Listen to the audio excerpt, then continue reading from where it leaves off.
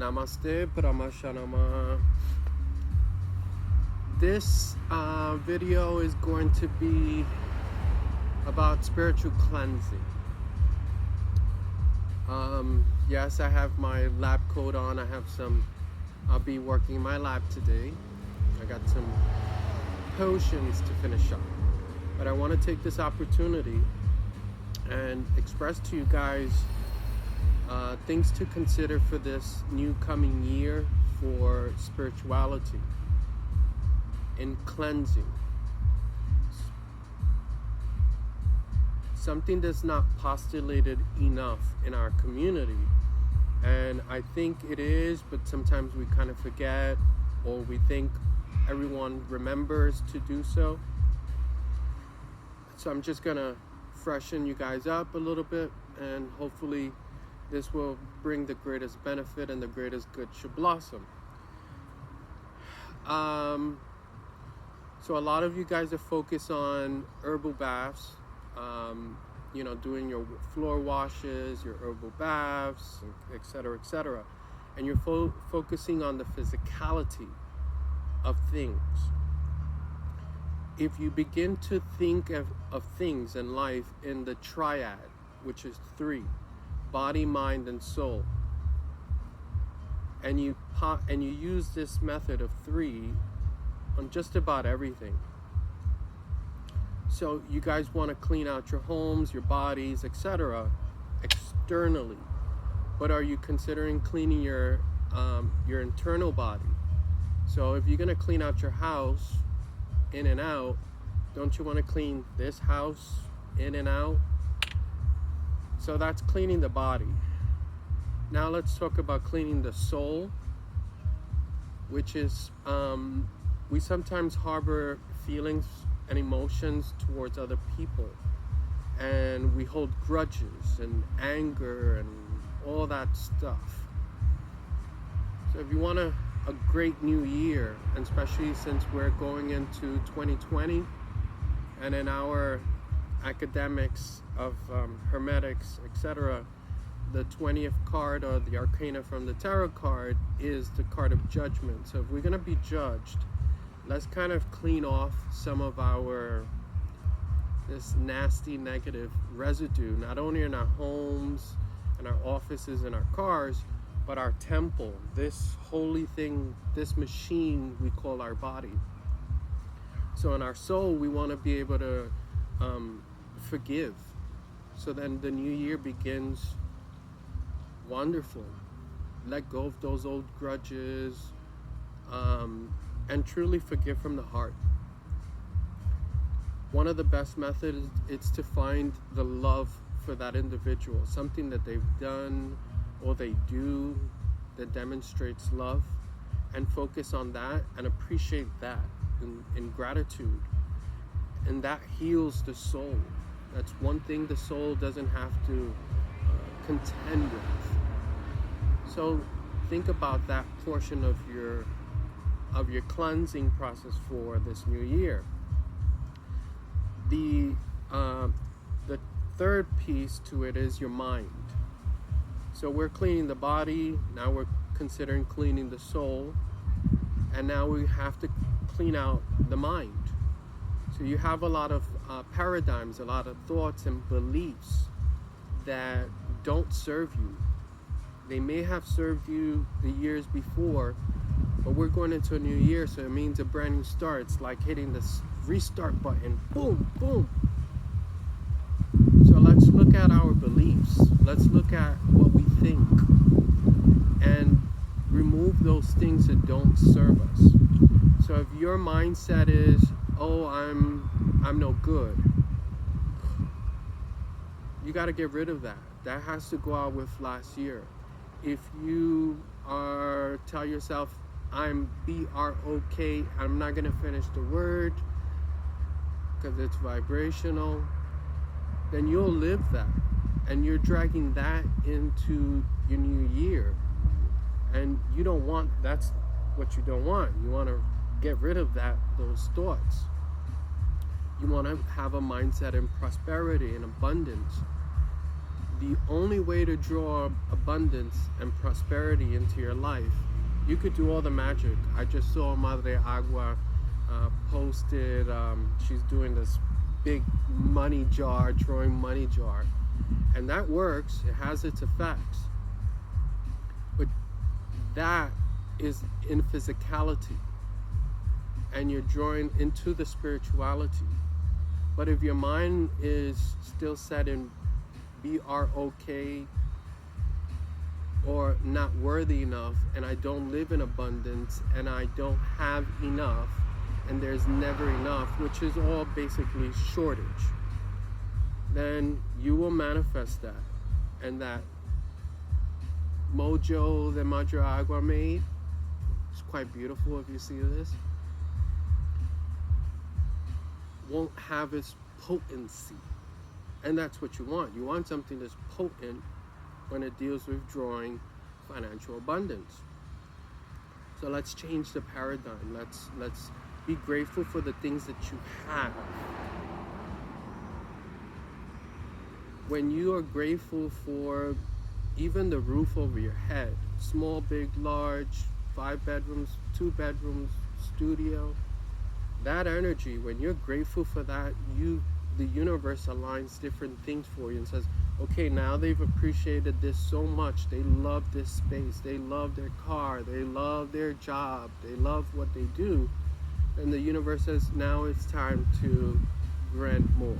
Since they're grateful for the little studio, now let's upgrade them to the 3-family house, or whatever it is you desire. So changing our beliefs, revisiting what we believe. And a very important thing is, which I emphasize to my students, is challenge what you believe.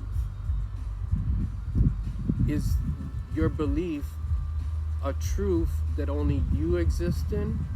Is it the ultimate truth that's universal? Or is it something that's just running in the general populace? So question your beliefs, whatever they are. As you go deeper into your belief systems, you start noticing, and you have to test it. It's a science.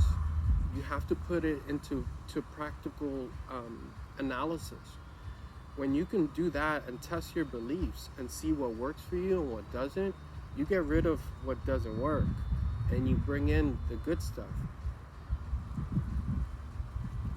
You apply new beliefs not only by what people tell you, but you have to do it through your own experience.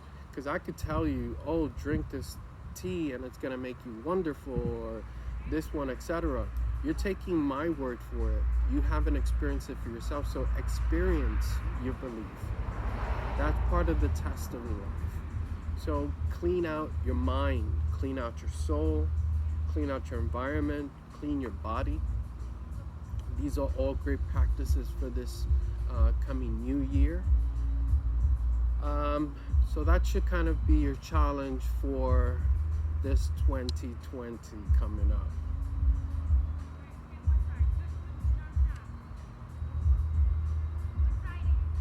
Something that I hear a lot, which I've been throwing back and forth in my mind about, is this statement.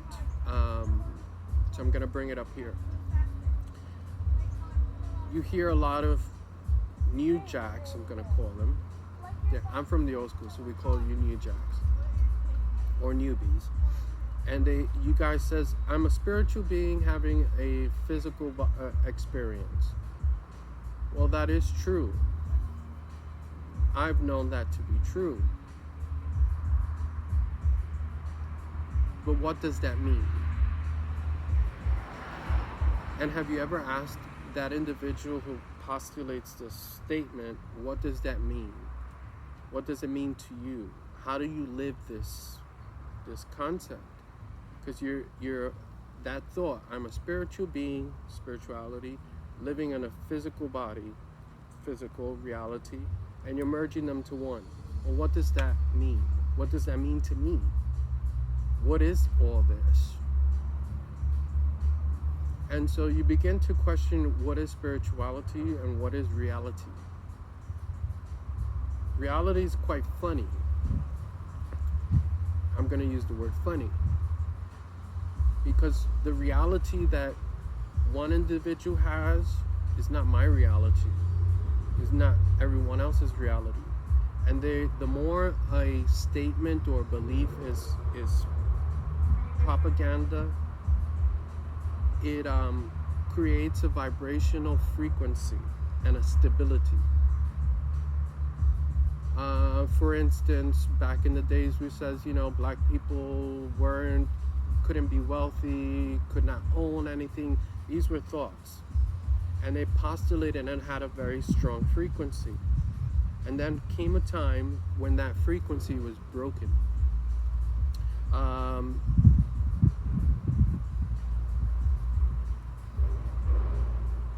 So don't adopt these beliefs of everyone else. And if you plan to, and it sounds good to you, then my suggestion is put it to application, put it to the test, put it to the fire. See what happens when you test it. Because then if it gives you a result and you can replicate the result over and over, then you know that is a truth. Like, what is a universal truth? The sun is always outside. We can't deny that. A false statement is rich people are evil. I've met extremely wealthy people. I've dined with them, and they've been some of the most generous individuals, kind and loving. I've met poor people who are miserable and terrible creatures. I wouldn't even call them human beings, creatures. So what are our beliefs? What do we really believe? And so that goes into, in part, these cleansing processes of cleaning our mind of these toxic ideas. I'll never be anything, those types of things. Get rid of those things. Why don't we adopt the thought of, if he could do it, so can I. If he went to college and got a degree in chemistry or a doctor or psychology, well, if he could do it, so can I. There's no difference between him and I. I can be anything I choose to be. I just have to dedicate myself into that practice. So that's something to consider. Something else that's going on that I see a lot.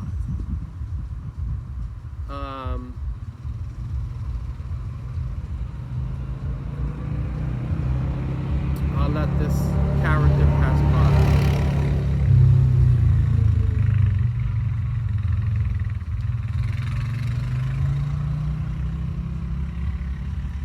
Thank you. Many people are adopting spiritual practices and like the laws of vibration. Now, I'm a practitioner of the law of vibration and attraction.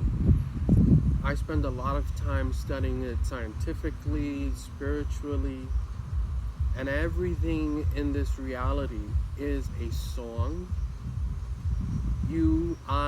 Everything vibrates. In quantum physics, we know that all the atoms are shaking and producing their own little tune. I'm an orchestra of a song. So are you, so is everything around you. And we think that by being positive all the time and all these things that we can maintain this vibration. And that's not true. We are so affected with so many vibrations externally, from the music, from our environment, from our co-workers. It's not as easy to maintain that high frequency continuously. You will go like a sine wave, up and down, up and down, up and down.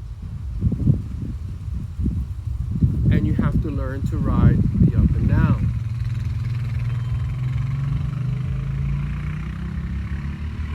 There are so many frequencies out in our environment right now at this present moment, right here and right where you're at.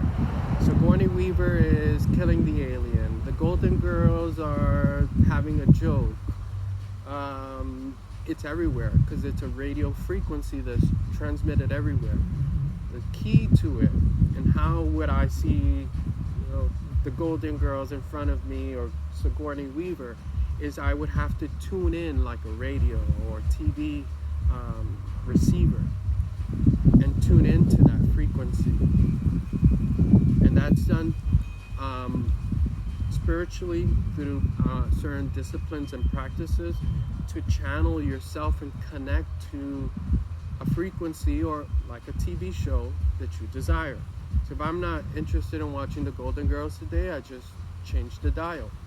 So if you're in an environment or in a situation, even in a mindset of I hate life, or I don't like this person, or I don't like this lifestyle, I don't like what's going on, you have tuned in to that channel, and that's what you're watching. The grand show is your life or my life. So do you want to stay watching that show? It's not fun or it's unpleasurable for you. Tune out. Tune into something that has a different frequency that you resonate with or desire to watch or be or become. It's a very interesting concepts and practices, and I think I've covered a lot for you today, and the best thing you could do is please don't take my word for it. Put it to the test. Put what I've said to the fire. Find out for yourself. I recently, this morning, my brother comes up to me and tells me California, the New York Times, the Washington Post, and some other agencies were claiming that California is in snow. There's snow all over. There's palm trees with snow, and I'm like, this don't sound right. So he says, why don't you call your friends in Cali and or reach out to them and find out, is this true? Because he had doubt in it. So I reached out to some of my Instagram customers and friends and says, hey, is it snowing out there? And they're like, no, it's cold, but it ain't, there's no snow. And so I came back to him, I was like, it's not true. And these are the things that we're also being coerced by forces, for whatever their agenda is, to think and behave certain ways. So I tell my brother, after I find out from some of you guys, well, since it's not the truth, and you and I now know that it's not, what is the agenda? What's the purpose of doing that to us on our coast? So I guess they must think, oh, the people in the East Coast won't realize what's going on in the West Coast. And so the East Coast will go into fear and panic. Oh, orange juice is going to skyrocket. So if you're a businessman who has like a grocery store, he's going to be like, oh, orange juice is going to go up because the crops are going to get damaged, and I have to buy 20 pallets of orange juice because people are going to go crazy for it. So it creates a fear, and it disturbs your vibration or mine. So once again, put what you believe or think you believe, and that what you hear, and put it to the fire. Put it to the test. And find out for yourself if that is the truth. And don't take my word for it. Find out for you. And what I tell my students and my pupil at the moment is, how do you know that what I'm saying or what you're reading or experiencing, someone's telling you, is the truth? And the simplest answer is, it'll feel right. Your soul, your spirit will resonate with it. It will be like, that makes so much sense. It brings a certain calmness to you. It uplifts you. It doesn't degrade you. It doesn't bring you down. It uplifts you. And the minute there's a truth spoken to you, and it has the ability of uplifting you,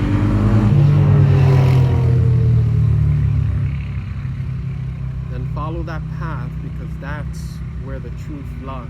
That's where your spirit is saying, this is true, I take this.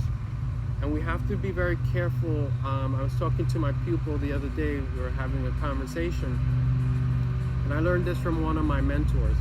And the statement was, don't ever make a decision when you're angry, and don't make a decision when you're in love. Because these two frequencies or thoughts will make you not make the correct choice. So if you're angry, you're gonna say things and do things out of the anger. And when you're in love with something, like that guy, that woman, oh my God, I'm so in love. He could tell you all the lies, he can do all the bad shit. You don't see it, because I'm in love, you know, and we fool ourselves. Versus, let's find out the truth. So, don't make decisions when you're angry. Don't make decisions when you're in love with it. You have to be bipartisan to it, neutral, non-duality. And I'm gonna ask for my pardon. I'm going to be leaving. I have some stuff, as I mentioned, and I will try to do more of these videos. Your comments are more than welcome. I do reply to them. And let's have the best 2020. I'm excited. I'm waiting to be judged, because after there's a judgment, there's a sentence, and that might be a good thing or a bad thing. It might be in my favor, it may not. And if it's not in my favor, then there's things I have to work at. That's just pointing the direction of, these are things you have to correct in your life, so then you get what you want. So judgments are not necessarily such a bad thing. Okay, my friends, thank you for watching. Rama Shanama and Namaste.